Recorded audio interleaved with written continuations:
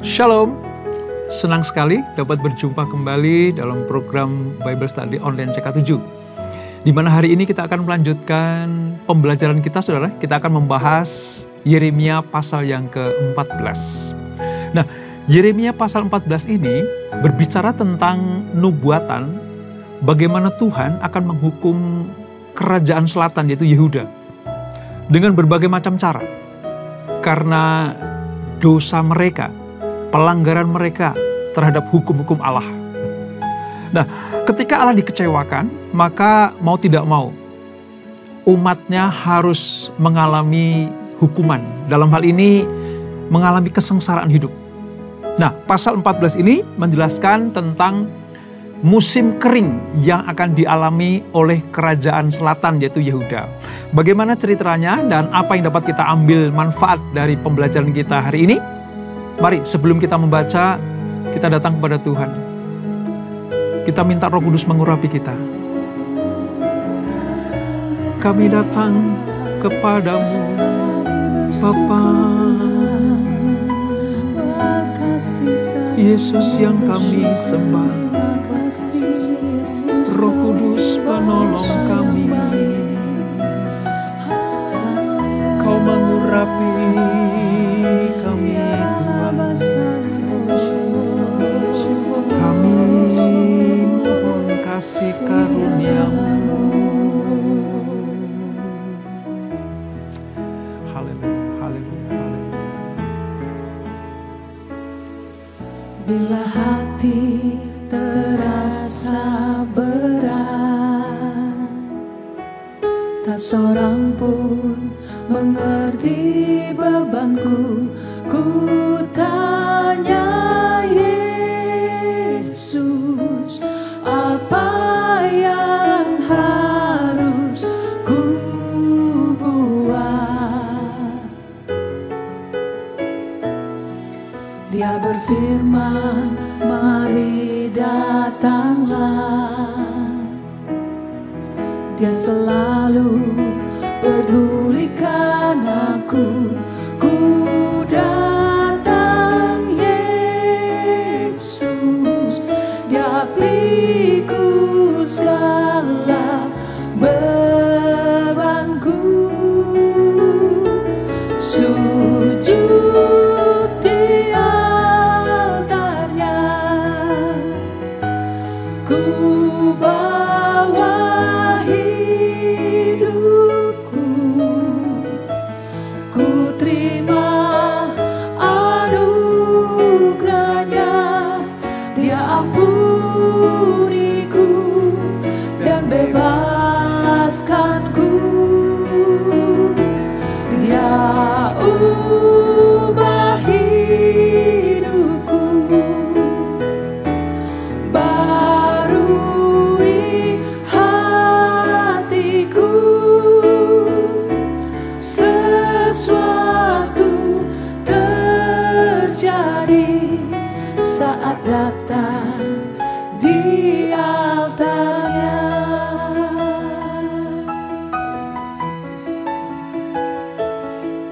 Bila hati terasa berat, tak seorang pun mengerti bebanku.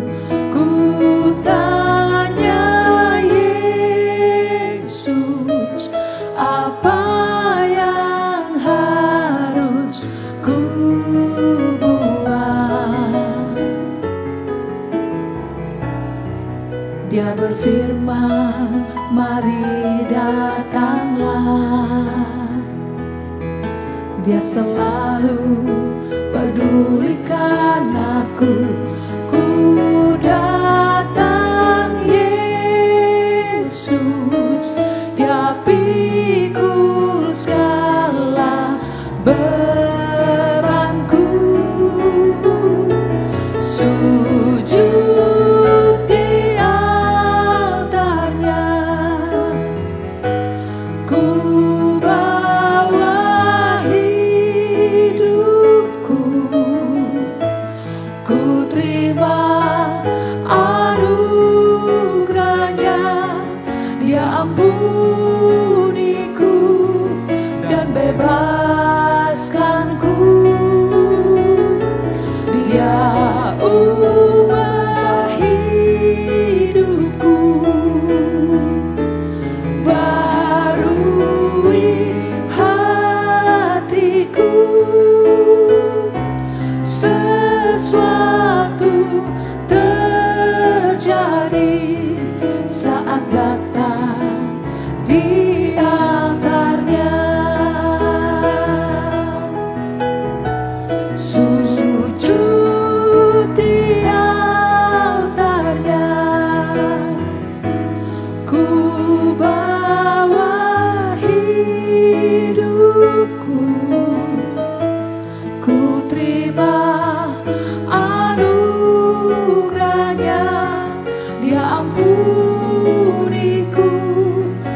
bebaskanku.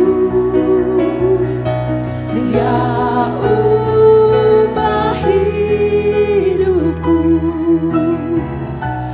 baharui hatiku. Sesuatu terjadi saat datang di altarnya. Sesuatu terjadi, sesuatu terjadi, sesuatu terjadi saat datang di altarnya. Oh, haleluya. Kami percaya Tuhan, mujizat-Mu pasti terjadi, pemulihan-Mu pasti terjadi. Terima kasih ya Bapa, ya Rabbah, Kepadamu kami berharap.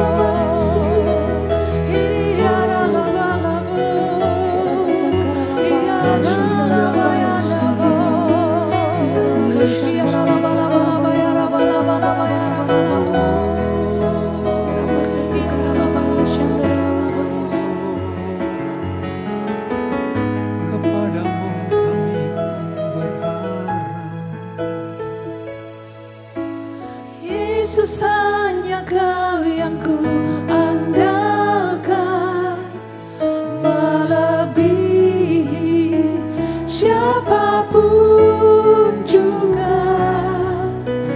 Yesus, hanya Kau yang ku percaya, di setiap waktu tiada lain yang ku andalkan selain Kau. Yesus, hanya Kau yang ku andalkan, melebihi siapapun juga. Yesus, hanya Kau yang ku percaya, di setiap waktu tiada lain yang ku andalkan selain Kau. Yesus, hanya Kau yang ku andalkan, melebihi siapapun juga. Yesus, hanya Kau yang ku percaya, di setiap waktu tiada lain yang ku andalkan selain Kau. Tiada lain yang ku andalkan selain Kau. Tiada lain yang ku andalkan selain Kau, Yesus. Amin. Amin. Ini pujian iman kami kepadamu ya Tuhan, bahwa di tengah-tengah kesulitan, di tengah-tengah penderitaan, bahkan di tengah-tengah ujian yang kami alami dalam hidup ini, yang kami andalkan dan kami percaya hanya Engkau Yesus. Sebab di dalam-Mu ada kekuatan, di dalam-Mu ada penghiburan, di dalam-Mu ada jalan terang, di dalam-Mu ada kelepasan, di dalam Engkau ada pemulihan. Terima kasih Bapa atas urapan-Mu. Sebentar kami akan melanjutkan pembelajaran kami, urapi kami Tuhan, supaya apa yang kami baca, kami renungkan, dapat kami lakukan sesuai dengan perintah dan kehendak-Mu. Terpuji nama-Mu, kekal selama-lamanya. Mari yang siap belajar firman Tuhan, sama-sama kita katakan amin. Kita akan membaca saudara dari Yeremia pasal yang ke-14. Alkitab kita Perjanjian Lama halaman sekitar 834. Yeremia 14. Kita akan membaca ayat 1 sampai dengan ayatnya yang ke-16 terlebih dahulu. Supaya kita mengerti mengapa Tuhan mengizinkan ada musim kering kepada bangsa pilihannya, yaitu kerajaan selatan Yehuda. Demikian firman Tuhan. Mengenai musim kering, firman Tuhan yang datang kepada Yeremia mengenai musim kering. Yehuda berkabung, pintu-pintu gerbangnya rebah, dan dengan sedih terhantar di tanah. Jeritan Yerusalem naik ke atas. Pembesar-pembesarnya menyuruh pelayan-pelayanannya mencari air.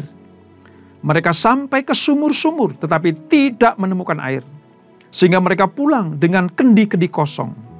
Mereka malu, mukanya menjadi merah, sampai mereka menyelubungi kepala mereka. Pekerjaan di ladang sudah berhenti. Sebab hujan tiada turun di negeri, maka petani-petani merasa kecewa dan menyelubungi kepala mereka.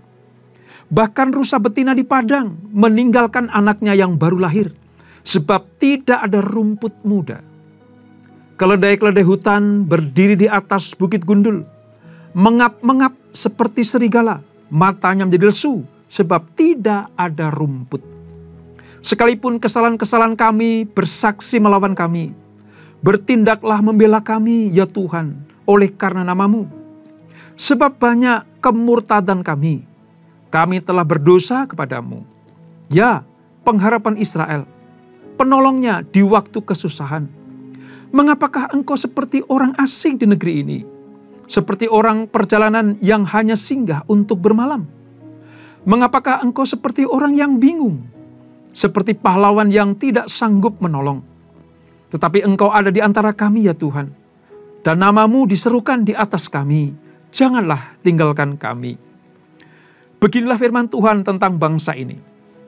Mereka sangat senang mengembara dan tidak menahan kakinya. Sebab itu, Tuhan tidak berkenan kepada mereka. Tapi sekarang, Ia mau mengingat kesalahan mereka dan mau menghukum dosa mereka. Tuhan berfirman kepadaku, janganlah engkau berdoa untuk kebaikan bangsa ini. Sekalipun mereka berpuasa, aku tidak akan mendengarkan seruan mereka. Sekalipun mereka mempersembahkan korban bakaran dan korban sajian, aku tidak akan berkenan kepada mereka. Melainkan aku akan menghabiskan mereka dengan perang, dengan kelaparan, dan dengan penyakit sampar. Lalu aku berkata, aduh Tuhan Allah, bukankah para nabi telah berkata kepada mereka, kamu tidak akan mengalami perang, dan kelaparan tidak akan menimpa kamu? Tapi aku akan memberikan kepada kamu damai sejahtera yang mantap di tempat ini. Jawab Tuhan kepadaku, para nabi itu bernubuat palsu demi nama-Ku. Aku tidak mengutus mereka, tidak memerintahkan mereka, dan tidak berfirman kepada mereka. Mereka menubuatkan kepadamu penglihatan bohong, ramalan kosong, dan tipu rekaan hatinya sendiri. Sebab itu beginilah firman Tuhan mengenai para nabi yang berbuat demi nama-Ku. Padahal aku tidak mengutus mereka. Dan yang berkata perang dan kelaparan tidak akan menimpa negeri ini. Para nabi itu sendiri akan habis mati oleh perang dan kelaparan. Dan bangsa yang kepadanya mereka bernubuat akan tercampak mati di jalan-jalan Yerusalem. Sebab oleh kelaparan dan perang. Dan tidak ada orang yang akan menguburkan mereka. Mereka sendiri, istri-istri mereka, anak-anak mereka yang laki-laki dan yang perempuan. Demikianlah aku akan kutumpahkan kejahatan mereka ke atas mereka. Nah saudara, seperti apa yang kita baca ini bahwa bagaimana Tuhan mengutus Nabi Yeremia.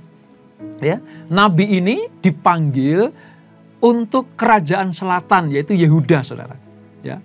Dan perlu kita ketahui bahwa Yeremia ini melayani selama 40 tahun terakhir kerajaan Yehuda sebelum nanti mereka dibuang ke Babel.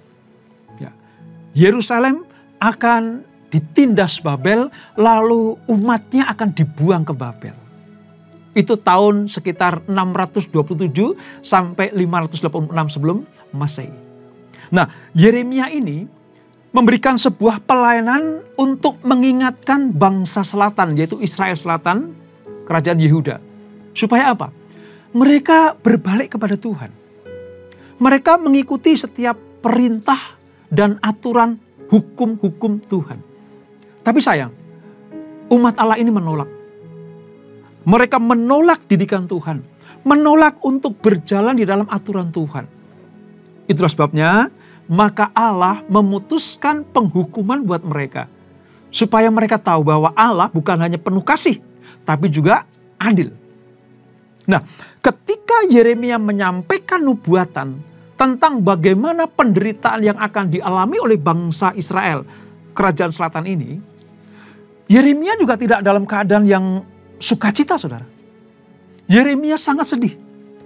Yeremia bisa merasakan bagaimana nanti penderitaan yang akan dialami kerajaan Yehuda ini. Itulah sebabnya Yeremia memohon kepada Tuhan, sekiranya ada cara lain untuk menghukum umatmu ya Tuhan. Janganlah kau buang mereka. Apa yang terjadi? Tadi kita baca ya, bagaimana Allah memberitakan Yeremia, udah jangan doa buat mereka. Aku sudah menetapkan mereka harus dihukum. Nah, dari apa yang kita baca ini saudara, menggambarkan keadaan penderitaan dimulai dengan musim yang kering terjadi di Yehuda sebagai hukuman Tuhan. Musim kering di sini artinya bahwa Yehuda akan mengalami kesulitan-kesulitan hidup. Tadi digambarkan bagaimana padang rumput menjadi gundul. Tidak ada makanan. Bahkan hewan ternak pun tidak mendapatkan rumput untuk jadi makanan mereka. Ini menggambarkan tentang situasi yang sulit bagi bangsa Yehuda. Situasi yang runyam. Situasi yang tidak mudah mereka hadapi. Tapi ini harus terjadi. Sebenarnya dari pihak Allah saudara, nggak mau menghukum umatnya. Nggak mau untuk apa? Menyengsarakan umatnya. Tetapi karena mereka menolak didikan Tuhan. Mereka tidak setia kepada Allah. Mereka membelakangi Tuhan dengan cara menyembah ilah-ilah asing. Maka mau tidak mau, bencana kekeringan yang luar biasa ini terjadi bagi kerajaan Yehuda. Dan ini terjadi saudara, sekitar tahun 587 sebelum Masehi.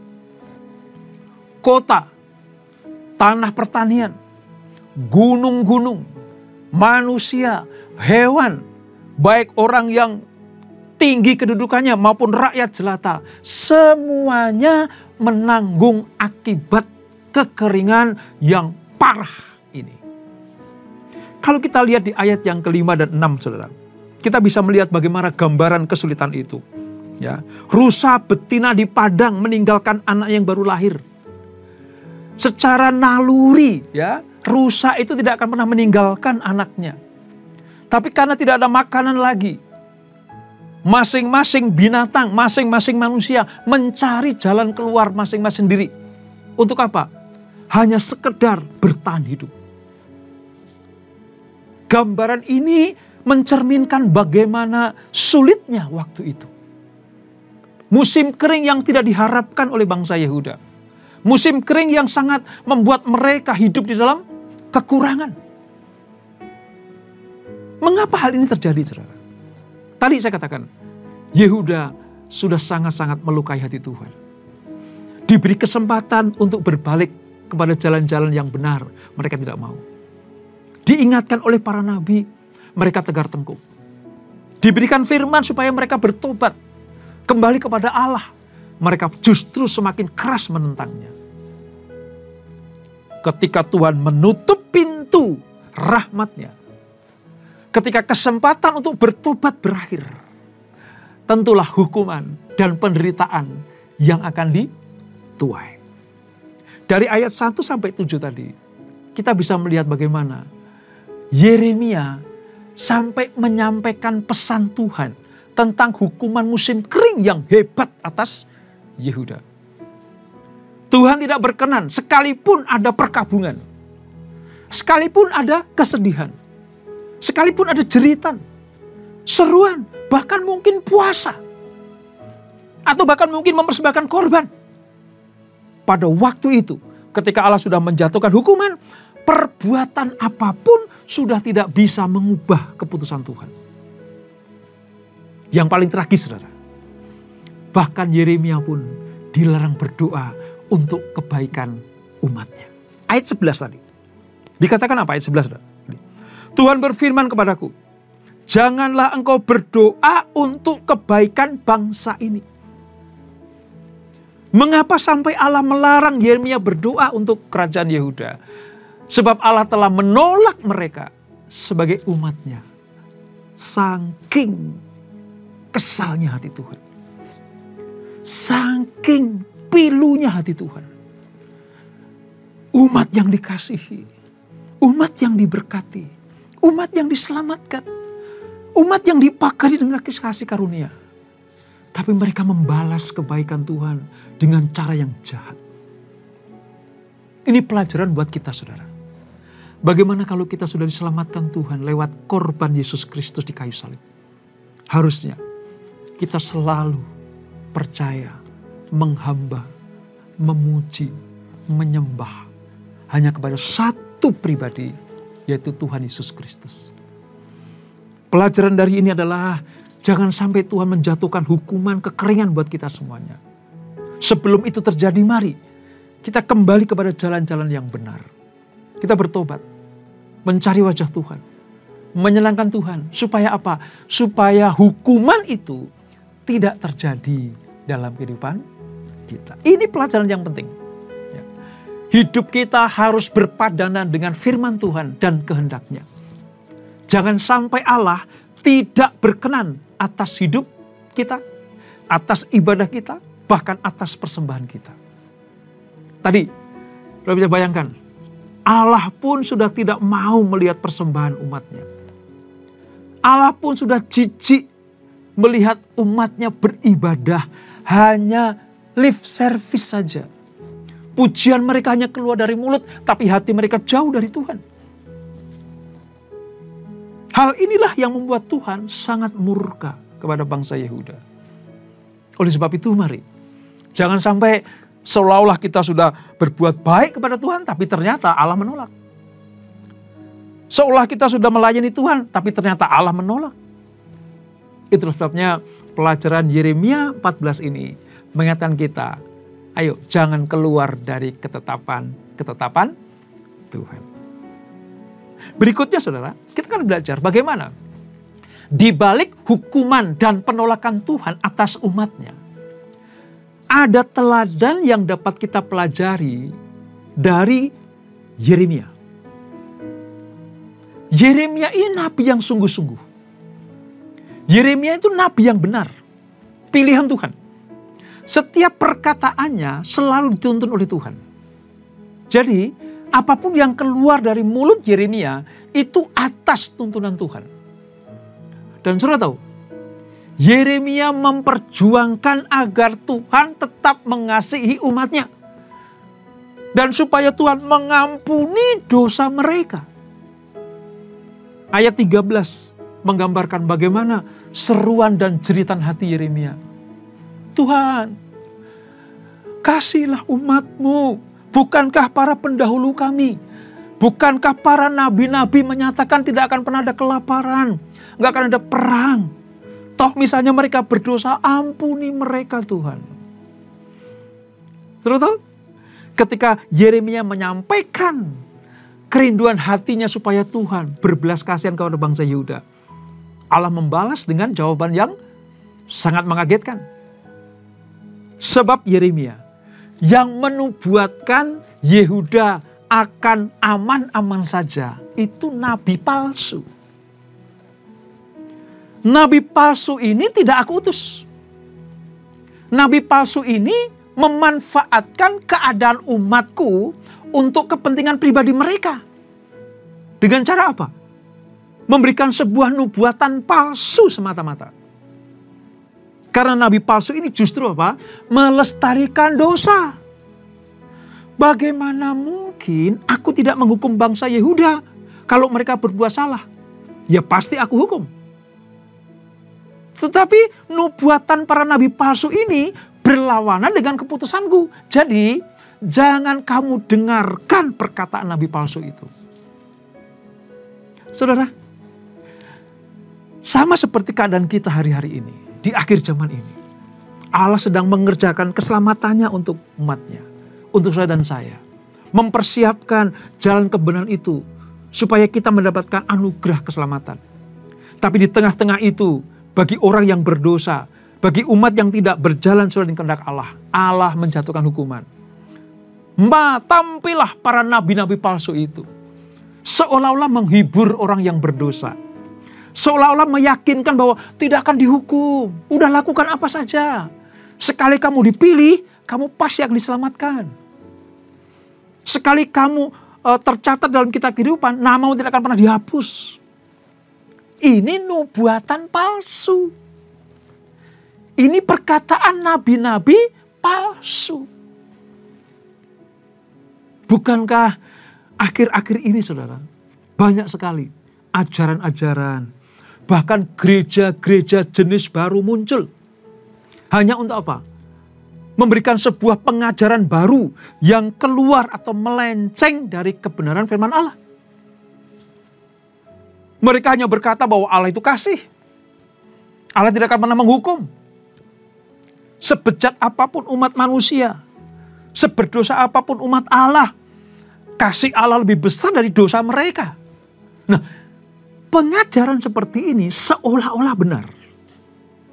Padahal senyatanya saudara, sekalipun umat itu adalah umat pilihan, tapi kalau bersalah, berdosa, melawan hukum Tuhan, ya dihukum. Tapi ajaran nabi palsu selalu mengatakan, nggak akan pernah dihukum. Nabi-nabi palsu mengajarkan bahwa tidak akan ada dosa yang membuat kalian dihukum. Ini menentang ajaran kebenaran. Bahwa hanya orang yang hidupnya berkenan kepada Allah, mengerjakan keselamatan dalam takut dan gentar kepada Tuhan, yang akan mendapatkan upah mahkota kehidupan. Jadi ternyata nabi-nabi palsu, penyesat-penyesat itu sejak zaman Yeremia melayani sudah ada. Maka jangan heran kalau sampai sekarang tipikal nabi palsu ini ada. Tujuan mereka cuma satu, saudara, menyesatkan sebanyak-banyaknya anak Tuhan demi kepentingan pribadi nabi palsu itu. Makanya kita harus hati-hati. Ya. Saya selalu berkata, sekalipun pengupasan firman Tuhan lewat Bible Study Online CK7 ini tidak mendalam seperti yang para ahli-ahli teologi ya. Tapi saya mau katakan bahwa penyampaian firman Allah murni. Tidak membuat umatnya melenceng dari kebenaran. Tidak membuat umatnya disesatkan. Justru lewat Bible Study Online CK7 ini, kita diingatkan, ayo kembali kepada Allah. Kembali kepada firman Allah. Kembali kepada Alkitab. Sebab ada masanya bagaimana nabi-nabi palsu itu akan membawa ajaran-ajaran yang baru. Sehingga memungkinkan banyak anak-anak Tuhan akan diseret untuk disesatkan. Untuk dibuat mereka hidup di dalam jauh dari jangkauan Allah. Inilah yang perlu kita pelajari. Jadi pada pelajaran pasal 14 Yeremia ini, kita tahu bagaimana ada nabi yang benar seperti Yeremia yang memperjuangkan agar umat Allah tidak dihukum dan supaya Tuhan mengampuni dosa mereka. Tapi ada nabi-nabi yang menubuatkan kepalsuan-kepalsuan tentang keputusan Allah. Itulah sebabnya kita belajar. Ayo, kalau saudara dan saya diberi tugas oleh Tuhan untuk menyampaikan kebenaran, sampaikanlah kebenaran sesuai dengan perintah Tuhan. Menasihati sesama kita untuk mewartakan firman Tuhan dengan cara yang benar dan tepat sesuai konteksnya. Supaya kita tidak disebut sebagai nabi-nabi palsu. Sekarang udah banyak bertebaran, saudara. Dunia penuh dengan agenda-agenda nabi palsu itu. Tapi sekali lagi, mari, hanya kebenaranlah yang kita sampaikan. Kita belajar dari Nabi Yeremia. Sekalipun doanya tidak dijawab oleh Tuhan. Sekalipun Tuhan memerintahkan jangan berdoa bagi bangsa Israel supaya aku pulihkan. Tetapi Nabi Yeremia menyampaikan kebenaran. Bahkan kalau kita pelajari sebenarnya Yeremia itu dikucilkan, saudara. Dijauhi, dimusuhi oleh bangsanya sendiri. Gara-gara apa? Menyampaikan kebenaran. Makanya saya katakan, orang yang menyampaikan kebenaran itu dikasih Tuhan. Sekaligus dimusuhi banyak orang. Khususnya orang-orang yang tidak suka dengan kebenaran. Dimusuhi, dijauhi, bahkan diupayakan supaya apa? Dihukum. Tapi saya mau katakan begini, saudara. Sekali kita dipilih Tuhan untuk menjadi pembawa kabar sukacita, menjadi pembawa firman Tuhan dimanapun Tuhan utus, tetaplah menyampaikan kebenaran. Sekalipun kita ditolak, sekalipun kita dijauhi, sekalipun kita tidak diterima di tempat itu, tetapi kebenaran firman Allah harus dinyatakan. Supaya apa? Kita tidak mencari hormat manusia. Kita tidak sedang mencari kehormatan dari manusia. Tapi kita mencari kehormatan dari Tuhan. Oh, pasal 14 ini ternyata memiliki sebuah pelajaran yang luar biasa.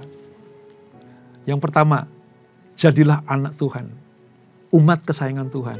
Yang tidak menyakiti hati Tuhan. Supaya kita tidak dihukum seperti bangsa Yehuda atau kerajaan selatan. Yang kedua, jadilah seperti Yeremia. Menyampaikan sesuatu yang benar. Sesuatu yang kudus. Sebagai alat-alat Tuhan. Sebagai pembawa kabar kebenaran. Khususnya pada amanat agung. Di mana Tuhan utus kita kemana saja. Tetaplah teguh berdiri dalam kebenaran. Supaya kita disebut sebagai apa? Nabi-nabi yang benar. Orang-orang yang saleh. Bukan nabi-nabi palsu. Yang mencari keuntungan pribadi. Dari apa yang kita pelajari, kita mendapatkan hal yang luar biasa. Tetap setia kepada Tuhan. Jangan mengingkari janji Tuhan. Berjalan dengan kebenaran. Maka segala berkat Allah dijanjikan itu digenapi dalam kehidupan saudara dan saya. Dan itulah Yeremia pasal yang ke-14. Kita berdoa. Bapak, terima kasih buat anugerah-Mu. Kami mengerti sekarang. Mengapa kerajaan selatan dibuang ke Babel. Bahkan sebelum mereka mengalami pembuangan itu. Mereka mengalami masa-masa kesulitan. Disebut sebagai musim kering. Sangat menderita. Sangat kesusahan hidupnya. Ini terjadi karena mereka mengingkari perjanjian dengan Tuhan. Mereka menyakiti hati Tuhan. Maka Tuhan harus menjatuhkan hukuman. Bapa, Tuhan Yesus, Allah Roh Kudus, ingatkan kami. Supaya kami tidak seperti bangsa Yehuda ini. Yang tegar tengkuk. Yang tidak mau diperingati oleh Tuhan. Yang tidak mau mendengarkan pesan-pesan Tuhan. Jangan sampai hukuman itu menimpa kami ya Tuhan. Oleh sebab itu kesempatan buat kami. Supaya kami berbalik dari jalan-jalan yang jahat. Bagi kami yang hidup dalam kesetiaan. Tetap memegang teguh kebenaran itu. Memegang teguh janji Allah itu. Kami belajar juga dari Yeremia. Bagaimana menjadi utusan Tuhan yang benar. Tidak seperti nabi-nabi palsu. Memang tidak enak, tidak mudah. Menyampaikan kebenaran tidak mudah. Tapi kalau kami diutus Tuhan, maka harus kami lakukan. Menyampaikan kebenaran seperti yang Tuhan perintahkan. Mungkin tidak ada upah. Tidak ada kehormatan. Dijauhi, bahkan dibenci. Tapi saya percaya, kami percaya. Kalau kami dibenci oleh dunia, artinya kami berkenan kepada Tuhan. Berkati anak-anak-Mu, berkati kami semuanya.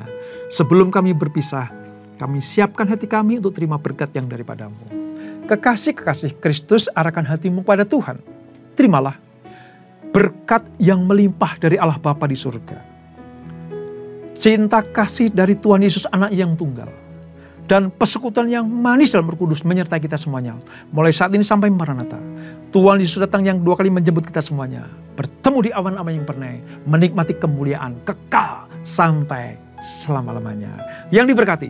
Sama-sama kita katakan amin. Tuhan Yesus memberkati.